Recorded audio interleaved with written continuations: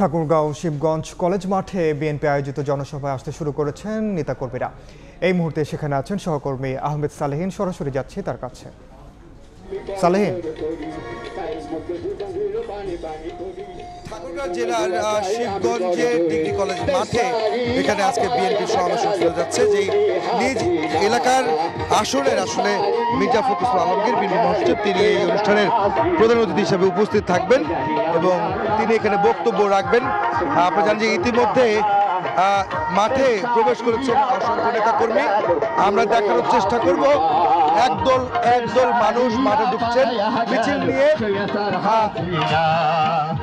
মিছিল নিয়ে মানুষজন এই মাঠে জড়ো হচ্ছেন এবং এই সমাবেশে প্রধানমন্ত্রীর বক্তব্য শোনার জন্য অপেক্ষায় আছেন। আপনারা দেখছেন যে দলীয় পতাকা এবং জাতীয় পতাকা হাতে নিয়ে তারা স্লোগান দিতে মিছিল নিয়ে এই মাঠে প্রবেশ করছেন। এখানে অসংখ্য মানুষ ইতিমধ্যে জড়ো হয়েছেন এবং কিছুক্ষণের মধ্যে মাঠ পরিপূর্ণ হবে বলে ধারণা করা হচ্ছে, কারণ অনেক মানুষজনই কিন্তু রাস্তার বাইরে অবস্থান করছেন। তারা সংগঠিত হয়ে একবারে মাঠে ঢুকবেন বলে আমরা জানতে পেরেছি। আপনারা জানেন যে সমাবেশের উদ্দেশ্য মূলত বিএনপি ঘোষিত 31 দফা সংস্কার প্রস্তাব আসলে মানুষের কাছে তুলে ধরা, তৃণমূলের মানুষের কাছে তুলে ধরার জন্য আজকে এই সমাবেশ। মূলত আরেকটা বিষয় বলে রাখা যায় যে আগামী নির্বাচন যার অধীনে হোক না কেন, সেই নির্বাচনের প্রস্তুতি হিসাবে কিন্তু একটি জনসভা বলা যায় এই ঠাকুরগাঁও জেলায় এবং শিবগঞ্জ উপজেলায় এই সমাবেশটি হতে যাচ্ছে, যেখানে নির্বাচনী প্রচারণা কিন্তু থাকবে বলে আয়োজকরা আমাদেরকে জানিয়েছেন। দুটি বিষয় কিন্তু মাথায় রেখে তারা এই জনসভার আয়োজন করেছেন। এবং একটি বিষয় বলে রাখতে চাই যে গত কিছুদিন যাবতই কিন্তু 5ই আগস্টের পরে যেখানে সাম্প্রদায়িক বৈষম্য, সাম্প্রদায়িক অশান্তির যে কিছু পায়তারা চলছে কিছু মহল থেকে, বিশেষ করে বিগত আওয়ামী লীগের নেতৃত্ব, তারা কিন্তু নানা রকমের চক্রান্ত করছে বাংলাদেশের সম্প্রীতি বিনষ্টের জন্য এবং তাদের যে সাম্প্রদায়িক অশান্তির যে পায়তারা, সেগুলি মোকাবেলা করার জন্য গতকালকে পঞ্চগড়ে সাম্য,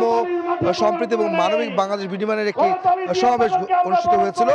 বিএনপি মহাসচিব কিন্তু সেখানে কিন্তু এই ধরনের অভিযোগ তিনি করেছিলেন এবং তিনি বলেছিলেন যে পতিত সরকারের যে দোসর ছিলেন, যিনি প্রধান ছিলেন আওয়ামী লীগের প্রধান শেখ হাসিনা, তিনি ভারতে বসে ষড়যন্ত্র করছেন এবং দেশকে অশান্ত করার জন্য, বিভেদ তৈরি করার জন্য এই ধরনের ষড়যন্ত্র করে যাচ্ছেন।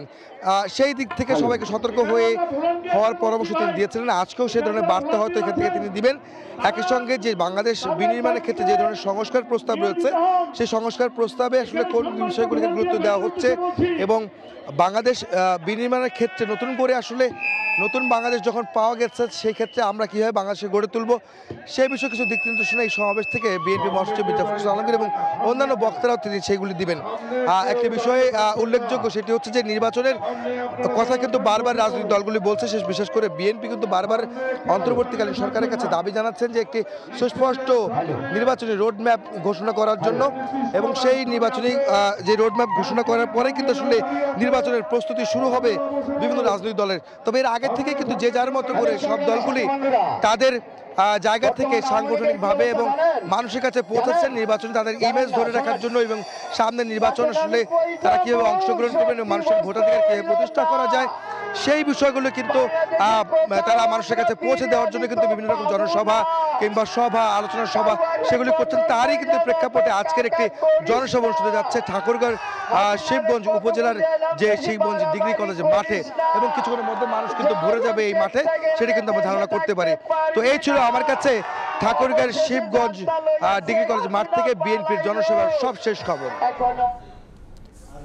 বিএনপির জনসভার খবর জানছিলাম ঠাকুরগাঁও থেকে।